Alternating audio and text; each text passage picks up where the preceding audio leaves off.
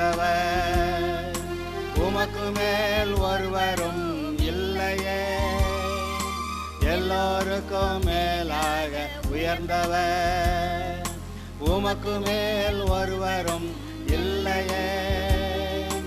அல்லேலூயா அல்லேலூயா அல்லேலூயா ஆமென்.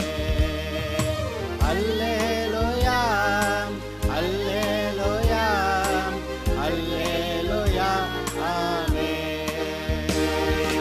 ஒருவரால் சிருஷ்டிக்கப்படாமலே தாமாக என்றென்றும் இருப்பவர், ஒருவரால் சிருஷ்டிக்கப்படாமலே தாமாக என்ற.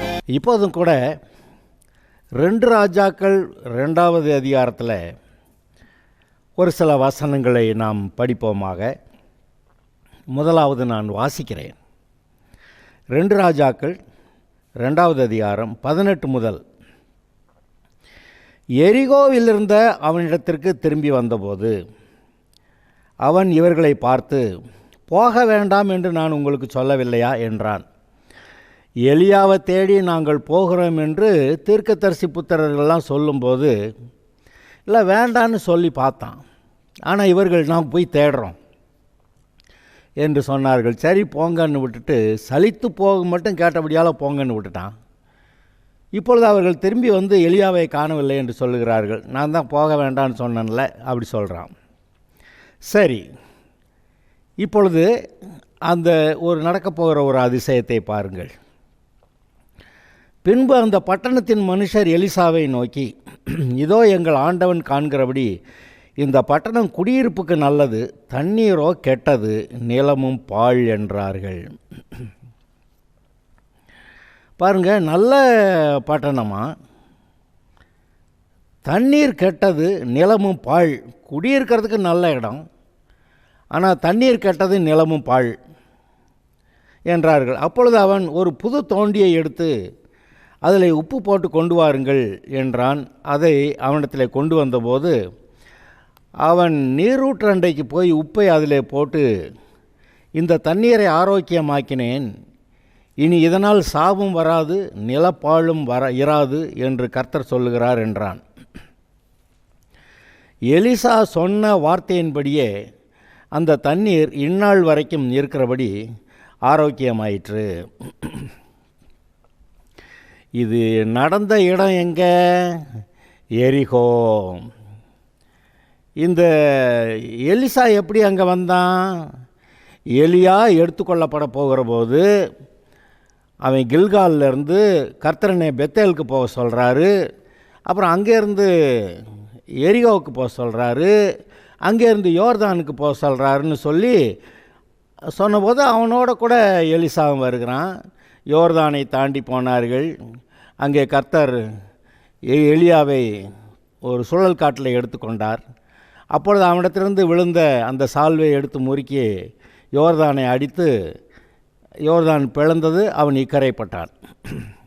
இக்கரைப்பட்டு எரிகோவுக்கு வந்து விடுகிறான். அந்த சமயத்தில் இந்த தீர்க்கதரிசிகளின் புத்திரர்களெல்லாம் நாங்கள் போய் அவனை தேடட்டோம்னு கேட்டு பார்த்தா எவ்வளோ சலித்து போகும் வரைக்கும் கேட்டிருக்கிறாங்க. சரி போய் தேடுன்னு விட்டால் கடைசியில் வர்றாங்க, 3 நாள் கழித்து கண்டுபிடிக்க முடியலன்னு. சரி, நான் தான் போக வேண்டான்னு சொன்னேன்லன்னு சொல்லிவிட்டு, ஆனால் ஒரு காரியம், அந்த தீர்க்கதரிசிகள் புத்திரர் எல்லாரும் எலிசாவை தங்களுக்கு தலைவனாக ஏற்படுத்தி கொண்டார்கள் என்று நீங்கள் அதை வாசிக்கணும், அதை புரிந்து கொள்ளணும். ஏன்னா 15வது வசனத்தில் எரிகோவில் பார்த்து கொண்டு நின்ற தீர்க்கதரிசிகளின் புத்திரர் அவனை கண்டவுடனே எலியாவின் ஆவி எலிசாவின் மேல் இறங்கி இருக்கிறது என்று சொல்லி அவனுக்கு எதிர்கொண்டு போய் தரை மட்டும் அவனை குனிந்து அவனை வணங்கி, இதோ உமது அடியாரோட 50 பலவான்கள் இருக்கு. அதுக்கப்புறம் பேசுகிறாங்க. அப்போ தரை மட்டும் குனிந்து அவனை வணங்கி, நான் ஏற்கனவே சொன்னேன், எலியா தான் அவன் போகிற ஊர்களிலே அநேக இடங்களிலே அங்கே தீர்க்கதரிசிகள் பள்ளிக்கூடத்தை ஆரம்பித்து அங்கே எப்படி கர்த்தருடைய பிள்ளையாக இருப்பது, கர்த்தருடைய வரங்களை பெற்று எப்படி தீர்க்க தரிசனம் சொல்லுவது என்று அதை ஒரு ஸ்கூலாக நடத்தியிருந்திருக்கிறான். அங்கே கில்கால்லேருந்து பெத்தேல் போகும்போது அங்கே இருக்க தீர்க்கதரிசிகள் புத்திரர் வர்றாங்க. அப்புறம் எரிகோவுக்கு போகிறப்ப அங்கே இருக்க தீர்க்கதரிசிகள் புத்திரர் வர்றாங்க. அப்போ நமக்கு சொல்லப்படுறது இந்த 2 இடம். இன்னும் வேறு இடங்களிலும் அது இருந்திருக்கக்கூடும். இதை நீங்கள் நினைத்து பாருங்கள். இப்பொழுது நான் உங்களுக்கு சொல்கிறேன், நீங்கள் விசுவாசியாக இருக்கிறீர்களே, நீங்கள் எந்த அளவுக்கு கிறிஸ்துவுக்குள் வளர்ந்திருக்கிறீர்களோ அந்த அளவுக்கு உங்களோடு கூட இசைந்து வருகிற ஆட்களை நீங்கள் வளர்த்து விட முடியும். உங்களுடைய வீடுகளில் அல்லது எந்த இடத்துல நீங்கள் அவர்களை சந்தித்து பேச முடியுதோ, வேத வாக்கியங்களை எடுத்து இந்த வசனம் இப்படி சொல்லுகிறது என்று வசனத்தை காட்டி காட்டி காட்டி அவர்களுக்கு போதிக்க வேண்டும். சும்மா சொன்னால் இந்த காதில் வாங்கி அந்த காதில் விட்டுருவாங்க. சபையிலும் அதே காரியம் அநேகருடைய வாழ்க்கையில் நடக்கிறது.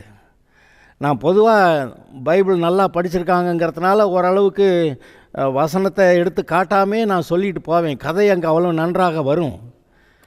ஆனால் இந்த புதிதாக வருகிறவர்களுக்கு வசனத்தை எடுத்து காட்டி இப்படி இருக்கிறது என்று சொல்லும்போது தான் அவர்களுக்கு அது மனதிலே பதியும். சரி, அங்கே எலியா அப்படிப்பட்ட ஒரு பெரிய ஊழியத்தை செய்திருந்தான். அவனுக்கு பிறகு அந்தந்த ஊர்களிலே தீர்க்கதரிசிகள் இருந்தார்கள், தீர்க்கதரிசிகள் புத்திரர் இருந்தார்கள். அவர்கள் எல்லாரும் கர்த்தருடைய வசனத்தை உடையவர்களாக இருந்தார்கள். அவர்கள் கர்த்தருக்கு அவர்களால் இயன்ற அளவுக்கு ஊழியம் செய்திருக்கிறார்கள். எலியாவுக்கு பிறகு எலிசா வருகிறான். எலிசாவை இப்பொழுது இவர்கள் தலைவனாக ஏற்றுக்கொண்டார்கள். இப்பொழுது இஸ்ரவேல் தேசம் முழுவதும் இந்த ஆவிக்குரிய ரீதியிலே எலிசாவின் தலைமையிலே அங்கே அநேக தீர்க்கதரிசிகள், தீர்க்கதரிசி புத்திரர் அங்கே தேசமெங்கும் இருக்கிறார்கள் என்று நீங்கள் நினைத்து பார்த்தால் அது எப்படி இருக்கும்? இன்றைக்கும் கூட சில ஆவிக்குரிய தலைவர்கள் ஆங்காங்கே சபைகளை ஏற்படுத்தி அதன் மூலமாக கர்த்தருடைய வசனத்தை அங்கே பிரசங்கிக்கிறார்கள் என்று சொல்லும்போது அதுவும் ஒரு விதத்தில் இந்த மாதிரி சந்தோஷமான விஷயந்தான். சரி, இப்பொழுது எரிகோவுக்கு வருவோம். இங்கே பெத்தேலிருந்து, அதாவது யோர்தான் நதியிலிருந்து புறப்பட்டு எரிகோவுக்கு வந்த இந்த எலிசா அங்கே சில நாள் தங்கி இருக்கிறான். ஏன்னா இவங்க 3 நாள் போய் தேடிட்டு திரும்பி வர்றாங்க. அங்கே அது வரைக்கும் அவன் அங்கே இருக்கிறான் பாருங்கள். அங்கே ஒரு அற்புதம் நடக்கிறது. நீங்கள் நன்றாய் கவனியுங்கள். இந்த எரிகோ பற்றி இதற்கு முன்பு நீங்கள் எங்கே வாசித்திருக்கிறீர்கள்? எரிகோ பட்டணத்தில் இருந்த ராகாப் என்னும் வேசி, அவள் இயேசுவை, அதாவது இஸ்ரவேலின் தேவனாகிய கர்த்தரை ஆண்டவராக ஏற்றுக்கொண்டு அந்த மீதி எரிகோ மக்களோட கூட அவள் அழிக்கப்படாதிருந்தாள், அவள் காக்கப்பட்டாள். அது மாத்திரமல்ல, இஸ்ரவேல் கோத்திரத்தில் ஒரு மனுஷன், அந்த வேசி ராகாப் வேசி, புறஜாதி பெண், ஆனால் கர்த்தரை தெய்வமாக ஏற்றுக்கொண்டாள். அவள் என்ன சொல்கிறா? மேலே வானத்திலும் கீழே பூமியிலும் இஸ்ரவேலின் தேவனாகிய கர்த்தரே தேவன் என்று அவள் சொல்லிட்டா. ஆக உண்மையாகவே அப்படி கர்த்தரை ஏற்றுக்கொண்டு வருகிற ஒரு நேரம் வந்தது, ஏற்றுக்கொண்டாள். அவள் இஸ்ரவேலர் கோத்திரத்தோட கோத்திரமாக சேர்ந்துட்டா. சரி, இப்போ இன்னொரு விஷயத்தை நான் சொல்லணும். அந்த எரிகோ கோட்டையை விழப்பண்ணுற போது யோசுவா என்ன சொல்லியிருந்தான்? அந்த கோட்டை விழுந்த பிறகு அவன் சொல்கிறான், மறுபடியுமாய் இந்த எரிகோவை கட்டுகிற மனுஷன் அதை அஸ்திபாரம் போடும்போது தன்னுடைய மூத்த குமாரனையும், அதுக்கு வாசல் நிலையை வைக்கும்போது அவனுடைய இளைய குமாரனையும் சாக கொடுக்க கடவன் அப்படின்னு சொல்லி விட்டுட்டான். ஏன்னா இந்த எரிகோ சபிக்கப்பட்ட ஒரு பட்டணம்னு சொல்லிட்டான். இவர்கள் இஸ்ரவேலுக்கு எதிர்த்து நின்றார்கள். எப்பொழுதுமே கர்த்தர் சொல்லுவார், முதல்ல ஒரு சமாதான கொடியை காட்டு, அவங்க சமாதானம் இருந்து உங்களுக்கு பகுதி கற்றவர்களாக இருக்கிறாங்கன்னா அவங்கள உயிரோட வச்சுக்கிறலாம் அப்படி சொல்லுவார். அதை செய்வாங்க. ஆனால் இவங்க எதிர்த்து நின்றார்கள். அது மாத்திரமல்ல, இது ஒரு விதத்தில் சபிக்கப்பட்டு போயிட்டு. எப்படி சபிக்கப்பட்டது? யோசுவா சபித்து விடுகிறான். ஏன் ஒரு மனுஷன் இஷ்டத்துக்கு அவன் பாட்டுக்கு சபிச்சிடலாமா? அப்படியெல்லாம் நம்ம கேள்வி கேட்கணும். கேட்டு பார்த்தா இல்லை, யோசுவா சபித்ததில் கர்த்தருடைய பின்னணி இருக்கிறது என்பதை நீங்கள் புரிந்து கொள்ளலாம். கர்த்தர் தான் யோசுவாட்ட பேசி அந்த மாதிரி அந்த சாபத்தை சொல்லியிருக்கிறாரு. அதனால் எரிகோ பட்டணம் ஒரு பட்டணமாக இருந்துருச்சு. சரி, எரிகோ பட்டணம் சபிக்கப்பட்டதாக இருந்தது. அந்த பட்டணத்தை மறுபடியும் எடுத்து கட்டுக்கிறவன் அஸ்திபாரம் போடுறப்போ மூத்த குமாரனையும் கதவு நிலையை வைக்கிறப்ப இளைய குமாரனையும் கொடுக்க கடவன். சரி, சாபம். ஆனால் அத்தோடு அந்த சாபத்தோடே அந்த எரிகோ எல்லாமே முடிந்து விட்டதா என்றால் இல்லை. பாருங்கள், கர்த்தர் அம்மோனியரையும் மோவாபியரையும் சபித்திருந்தார். 10ஆம் தலைமுறை வரைக்கும் கூட இவங்க கர்த்தருடைய ஆலயத்துக்குள்ளே வரக்கூடாது. ஏன்னா அவர்கள் தவறான விதத்தில் அந்த சந்ததி பிறந்தது என்று அவர் சொல்லுகிறார். ஆனாலும் அந்த மோவாப் சந்ததியிலிருந்து ரூத் ரட்சிக்கப்பட்டு வந்தாள். இதெல்லாம் நம்ம நினச்சி பார்க்குறோம். அது மாத்திரம் இல்லை, நான் அநேகர் அங்கே அந்த அம்மோனியர் மோவாபியரில் ஆண்டவரை கர்த்தரை இஸ்ரவேலின் தேவனாய கர்த்தரை ஏற்றுக்கொண்டு வந்தவர்கள் உண்டு. அதாவது சபிக்கப்பட்டதுன்னா மொத்தத்தில் ஒருத்தர் கூட ரட்சிக்கப்படாமல் போயிட்டாங்கங்க. அப்படி கிடையாது. அதிலே மனம் திரும்புகிறவர்கள் சாகவே சாவா என்று நான் சொன்னாலும் கூட அவன் மனம் திரும்பினால் அவன் பிழைக்கவே பிழைப்பான் என்று சொன்ன கர்த்தர் மாறாதவர். இங்கே பாருங்கள், இந்த எரிகோவில் இப்படி ஒரு அற்புதம் நடந்திருக்கு. என்ன நடந்தது? இப்படி சபிக்கப்பட்ட இந்த எரிகோவில் அங்கே தீர்க்கதரிசிகள் இருக்கிறார்கள், தீர்க்கதரிசி புத்திரர் இருக்கிறார்கள். எலியா வரும்போது எலிசாக்கிட்ட அவங்க பேசுகிறாங்க. அப்போ இதிலேருந்து என்ன தெரிகிறது? தீர்க்கதரிசிகளும் தீர்க்கதரிசி புத்திரர்களும் அங்கே இருந்தால் அதனை சபிக்கப்பட்ட நாடுங்களா? இல்லையே. மறுபடியும் எவ்வளவு சபிக்கப்பட்டிருந்தாலும் அவர்களை மறுபடியும் மீட்கும்படியாய் தேவன் தம்முடைய ஆட்களை அங்கே அனுப்புகிறார். அதை நீங்கள் நினைத்து பாருங்கள். எதை சபிச்சிட்டாங்க அதனால் சுத்தமாக சபிக்கப்பட்டு போச்சு? கிடையவே கிடையாது. இந்த எரிகோ பட்டணத்தில் அங்கே தீர்க்கதரிசிகள், தீர்க்கதரிசி புத்திரர். அங்கே நான் சொன்னேன் எலியா தீர்க்கதரிசி பள்ளிக்கூடம் நடத்தியிருந்திருக்கான்னு. ஏன்னா இங்கே இருக்குது, பெத்தேலில் இருக்குது, இன்னும் மற்ற இடங்களில் இருக்குது, நமக்கு சொல்லப்படலை, அவ்வளோதான். ஓகே, இப்போ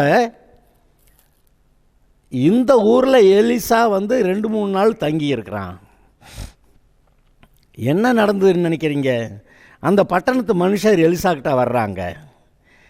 இதோ எங்கள் ஆண்டவன் காண்கிறபடி இந்த பட்டணம் குடியிருப்புக்கு நல்லது, தண்ணீரோ கெட்டது, நிலமும் பாழ் என்றார்கள். அவங்க கர்த்தருடைய மனுஷன் வர்றாங்க. இது இப்போ இங்கே பாருங்கள், இந்த காலகட்டங்களில் கூட ஒரு சிலர் சில ஊர்களிலிருந்து இங்கே ஒரு சபை போதகர் இருக்கிறார், சபை நடத்துகிறார், நான் அங்கே போய் கர்த்தருடைய வசனத்தை கேட்கிறேன் என்று மக்கள் வருகிறார்களா இல்லையா? அதுபோல் எரிகோவிலையும் கூட ஒரு சிலர் இங்கே கர்த்தருடைய மனுஷன் வந்திருக்கிறார், நாம் அவர்கிட்ட போய் பேசுவோம், இந்த தேசம் பாழாக கிடக்குது, தண்ணீர் பாழாக கிடக்குது, பேசுவோம் என்று எலிசாவிடத்தில் வருகிறார்கள். அதுவே ஒரு பெரிய விஷயமா இல்லையா? கர்த்தரிடத்தில் ஒரு நன்மையை பெற்றுக்கொள்ளலாம் என்று சொல்லி கர்த்தருடைய மனுஷன் இந்த மனுஷர்களை பாருங்கள். என்ன சொல்லிட்டாங்க? பட்டணம் குடியிருப்புக்கு நல்லது, தண்ணீர் கெட்டது, நிலமும் பாழ். கர்த்தருடைய மனுஷன்ட்டு அப்படி சொன்னால் எப்போ நான் என்ன பண்ணுறது? அப்படி சொல்லிட்டு எலிசா போகலை. என்ன நடந்தது? அவன் ஒரு புது தோண்டியை எடுத்து அதில் உப்பு போட்டு கொண்டு வாருங்கள் என்றான். அதை அவனிடத்தில் கொண்டு வந்தபோது புது தோண்டி, புதுசாக ஒரு கலையம் எடுத்து அதில் உப்பை போட்டு கொண்டு வா அப்படின்றான். அவன் நீரூற்றண்டைக்கு போய் உப்பை அதில் போட்டு, இந்த தண்ணீரை ஆரோக்கியமாக்கினேன், இனி இதனால் சாவும் வராது, நிலப்பாழும் இராது என்று கர்த்தர் சொல்லுகிறார் என்றான். என்ன ஒரு அற்புதம்! கேட்டது புது தோண்டி, அது நமக்கு காரணமெல்லாம் சொல்ல முடியாது. ஏன்ப்பா ஒரு வெங்கல பாத்திரத்தை எடுத்துகிட்டு வந்திருக்கக்கூடாதா, ஒரு கண்ணாடி டம்ளரில் தண்ணி கொண்டு வந்திருக்கக்கூடாதா, அப்படியெல்லாம் உப்பு போட்டிருக்கக்கூடாதான்னு கேட்கலை. அவன் சொன்ன அவ்வளோதான். கர்த்தர் சொல்லியிருக்கிறார், புது தோண்டி எடுத்துகிட்டு அதில் உப்பை போட்டு கொண்டு வா. இந்த வார்த்தைக்கு அந்த மனுஷர் கீழ்ப்படுகிறார்களா என்பதுதான் கேள்வி. கர்த்தருடைய மனுஷன் சொல்லுகிறான், கர்த்தருடைய மனுஷன் மூலமாக பேசுகிறார், புது தோண்டி உப்பை போட்டு கொண்டு வாருங்கள். அவங்க யுவர்ஸ் ஒபீடியன்ட்லின்னு உடனே போய் அதே போல் புது தோண்டி எடுத்து உப்பை போட்டு கொண்டு வந்துட்டாங்க. அவன் நீரூற்றண்டைக்கு போய் உப்பை அதிலே போட்டு இந்த தண்ணீரை ஆரோக்கியமாக்கினேன், இனி இதனால் சாபம் வராது, நிலப்பாழும் இராது என்று கர்த்தர் சொல்லுகிறார் என்றான். ஏங்க என்ன நடந்துருச்சு? உப்பை கொண்டு நீரூற்றில் போட்டானா, போட்டவுடனே சொல்லிட்டான் தண்ணீரை ஆரோக்கியமாக்கினேன். எலிசாவா? இல்லை, கர்த்தர். எலிசா கர்த்தருடைய கரங்களில் ஒரு கருவியாக இருக்கிறான். இப்போ கொண்டு போட்டுட்டு தண்ணீரை ஆரோக்கியமாக்கினேன்னு சொல்கிறான். இது ஒரு பெரிய ஆச்சரியமான விஷயம் இல்லையா? என்னையா அது, தோண்டியை கொண்டாட சொன்னானா, உப்பை கொண்டாட சொன்னானா, போட சொன்னானா, போட்டானா தண்ணீர் ஆரோக்கியமாயிருச்சான். இனி இதனால் சாபம் வராது, நிலப்பாழும் இராது என்று கர்த்தர் சொல்லுகிறார். இங்கே நீங்கள் கவனிக்கணும், எரிகோ சபிக்கப்பட்ட நகரம்தான்.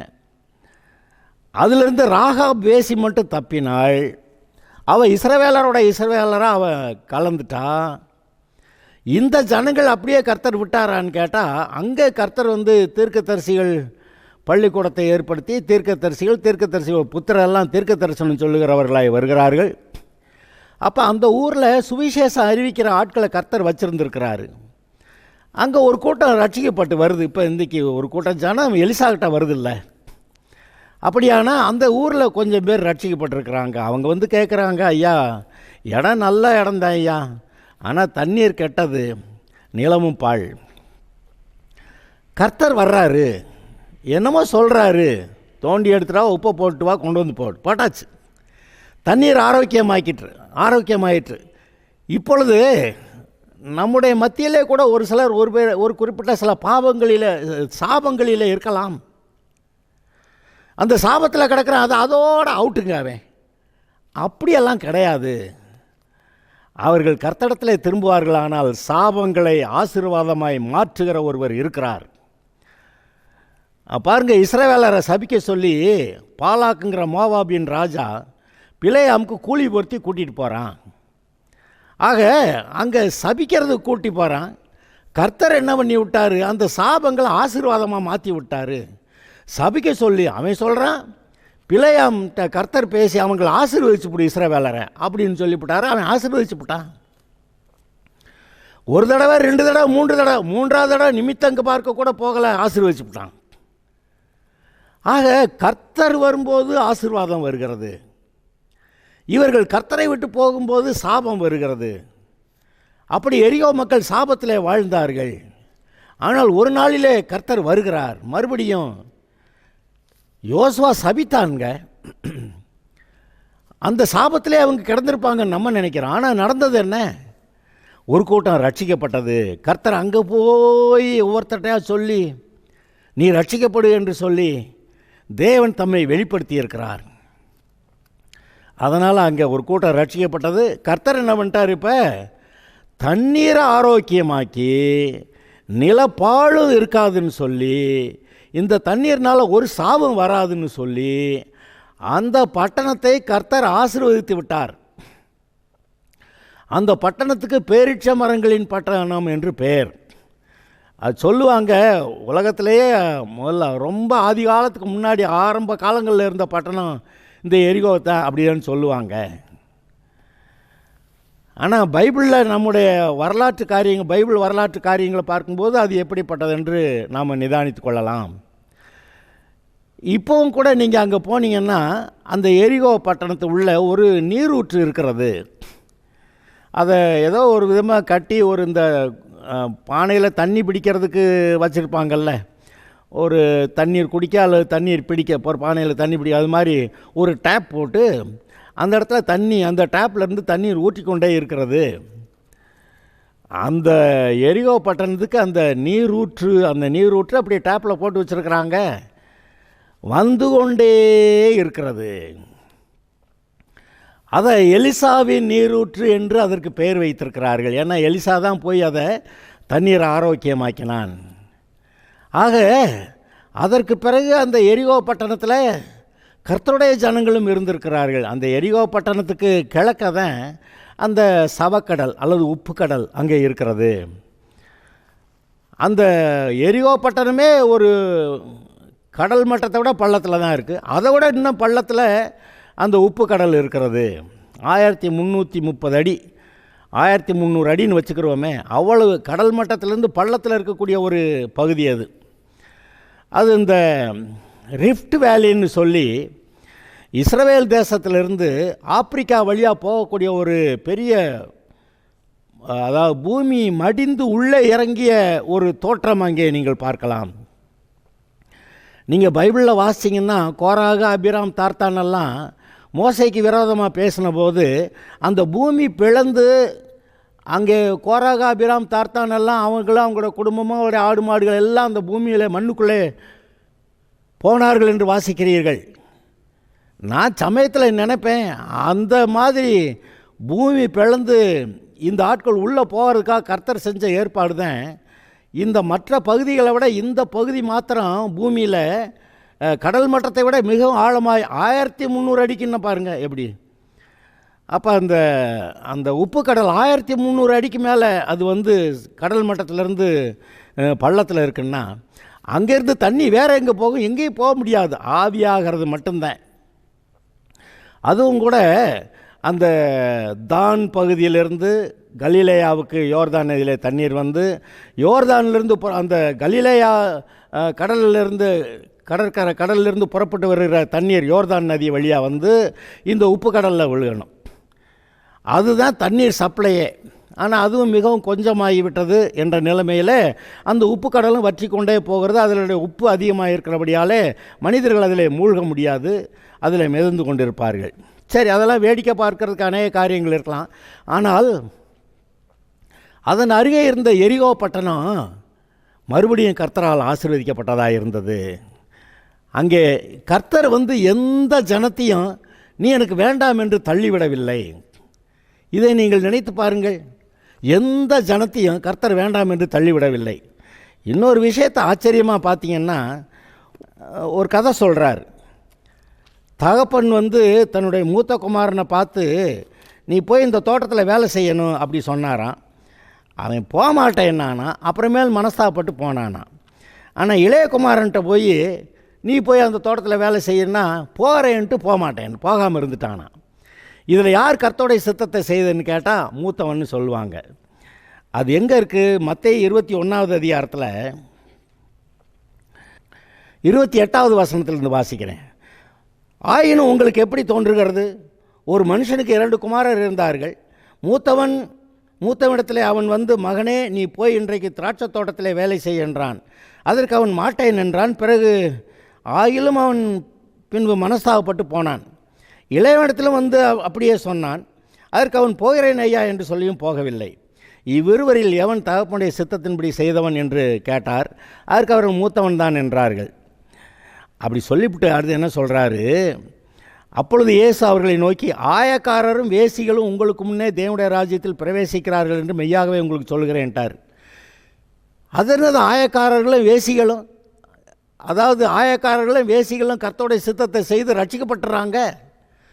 அது யார்? புறஜாதி மக்கள்.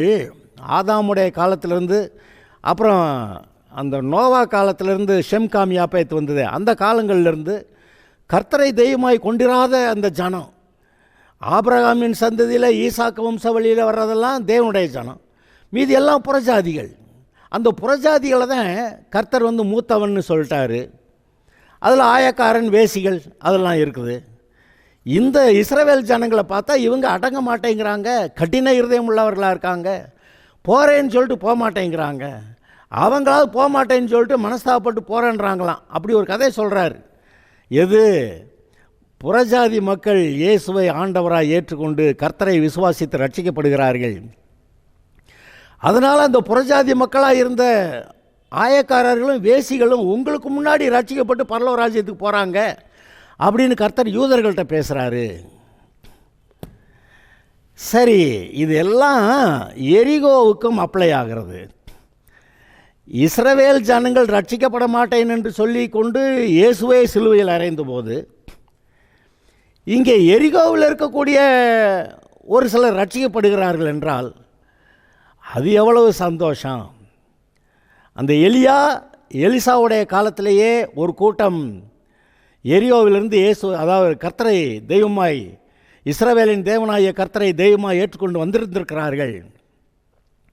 ஆதலால் தலைமுறை தலைமுறையாய் தொடர்ந்து அங்கே சுவிசேஷம் அறிவிக்கப்பட்டிருந்திருக்கும். இன்றைக்கு நீங்கள் போய் பார்த்தால் அந்த அது என்ன பேரிச்ச பழம் பேரிச்ச மர பட்டணம் என்று சொல்வார்கள். ஆமாம், அங்கே தான் பேரிச்ச மரங்கள் நிறைய இஸ்ரவேல் தேசத்தில் பேரிச்ச மரங்களும் பழங்களும் நிறையா கிடைக்கக்கூடிய இடம். ஓகே, அப்படியாக கர்த்தர் இந்த எரிகோவில் இருந்த தண்ணீர் கெட்டது, நிலமும் பாழ், அந்த நிலைமையில் இருந்த ஒரு பட்டணத்தை கர்த்தர் அன்று ஆசீர்வதிக்கிறார். நான் இப்பொழுது உங்களிடத்தில் கேட்கிறேன், வெகு நாளாக சாபத்தில் இருக்கிறேன் என்று நீங்கள் நினைக்கிறீர்களா? இப்பொழுது கர்த்தர் வருகிறார்.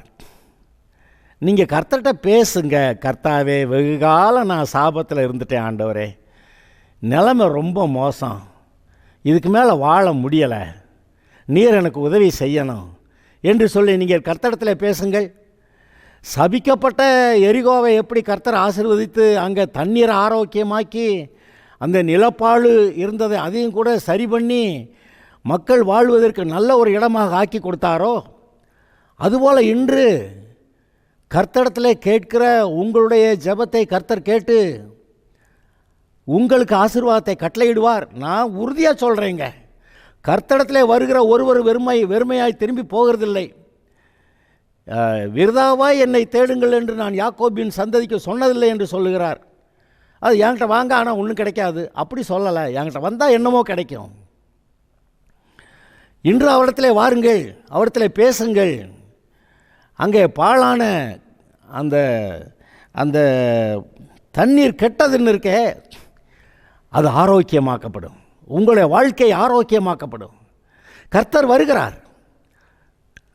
இதை பேசிக்கொண்டிருக்க இப்பொழுதுதானே எனக்கு தோன்றுகிறது, கர்த்தர் உங்களுடைய வாழ்க்கையில், இந்த வார்த்தையை கேட்டுக்கொண்டிருக்கிற உங்களுடைய வாழ்க்கையில் கர்த்தர் வருகிறார். அங்கே ஆரோக்கியத்தை உண்டாக்குகிறார். அவர் நிலப்பாழையும் போக்கி அங்கே அந்த பட்டண மக்கள் குடியிருப்புக்கு நல்ல ஒரு இடமாக மாற்றுகிறார். அவர் ஆசீர்வதிக்கிற தேவன். இங்கே பாருங்க, நீங்கள் வாசிச்சிருப்பீங்க லூக்கா 7வது அதிகாரத்தில், அங்கே ஒரு ஏழை விதவையோடைய மகன் செத்து போயிட்டான்னா அடக்க ஆராதனைக்கு போகிறாங்களாம். அங்கே இயேசு சீஷர்கள் அந்த பக்கத்தில் இருந்து வந்தாங்களாம். கர்த்தர் பார்த்தாராம், பாடையை நிறுத்தி அந்த லேடிக்கிட்ட அழாதேன்னு சொல்லிட்டு வாலிபனை எழுந்திருந்தாராம். எழுந்திரிச்சிட்டானா. அந்த அடக்காராதனை ஊர்வலம் அதோட நின்று போச்சு. இன்றைக்கும் கூட நம்முடைய வாழ்க்கையில் எல்லாம் அடக்காராதனை காரியமாக நடக்குதே. நான் என் வாழ்க்கையே கெட்டு போச்சே, என் வாழ்க்கை செத்து போச்சு, இன்னுமே நான் என்ன செய்வேன்? அங்கே எசேக்கியேல் 37வது அதிகாரத்தில் அந்த உலர்ந்த எலும்புகளை எப்படி கர்த்தர் எழுப்பி ஒரு பெரிய சேனையாய் நிறுத்தினாரோ, அதுபோல் உலர்ந்து போன எலும்புகளாக இருக்கிற உங்களுடைய வாழ்க்கையும் கூட எழுப்பி ஒரு பெரிய சேனையாய் உங்களை நிறுத்த வல்லவராகிய கர்த்தர் உங்களுக்கு இருக்கிறார். இதை நினைத்து பாருங்கள். இன்று கர்த்தர் வருகிறார், உங்களுடைய வாழ்க்கையில் இன்று வருகிறார், இன்று அற்புதம் செய்கிறார். அந்த வார்த்தைக்கு, அவர் பேசுகிற வார்த்தைக்கு நீங்கள் என்ன பதில் சொல்லுகிறீர்கள்? கர்த்தாவே, என்னுடைய வாழ்க்கையை ஆசீர்வதியும், அந்த சாபங்கள் நீங்கட்டும் என்று கேட்கிறீர்களா? எஸ், டுடே, இன்று கர்த்தருடைய ஆசீர்வாதம் வருகிறது. கர்த்தர் நல்லவர். இது ஏதோ நீங்கள் எலிசா 2 மடங்கு ஆசீர்வாதத்தை பெற்றுக்கொண்டான்னு மட்டும் நீங்கள் பார்க்கக்கூடாது. அங்கே பெத்தேல்லையும் சரி, பெத்தேலுக்கு ஒரு கதை இருக்குது. ஏன் பெத்தேல்னு பேர் வந்தது? அதுக்கு ஒரு கதை இருக்கு இல்லையா? அதில் ஒரு விஷயம் இருக்கிறது. இது எரிகோ சொன்ன உடனே நமக்கு இந்த யோசுவா சபித்தது, இப்பொழுது இங்கே அது தண்ணீர் அது ஆரோக்கியமாக்கப்பட்டு அது எலிசாவின் நீரூற்றுன்னு சொல்லுகிற அளவுக்கு அங்கே வந்தது எல்லாம் நீங்கள் பார்க்கிறீர்கள். எரியோவில் இருந்த வேசி ராகாப் ரட்சிக்கப்பட்டு விட்டாள். இதையெல்லாம் நினைத்து பார்க்கும்போது அங்கே வருகிற கர்த்தர் உங்களை ஆசீர்வதிக்கிறார். இன்று உங்களுக்கு அது ஆசீர்வாதத்தை கொடுக்கிறார். ராகாபு போல இருந்தால் கூட இன்றைக்கு நீங்கள் ரட்சிக்கப்பட முடியும். அந்த இஸ்ரவேல் கோத்திரத்தோட கோத்திரமாய் அவள் இணைந்து விட்டால் இப்பொழுது கர்த்தருடைய ஜனமோடு நீங்கள் இணைந்து விட முடியும். கர்த்தர் வருகிறார், பேசுகிறார். கவனிப்போமாக, அவரை ஏற்றுக்கொள்வோமாக. இன்று கர்த்தருடைய ஆசீர்வாதம் உங்கள் மேல் வருகிறது என்று நான் சொல்லுகிறேன். Okay, God bless you.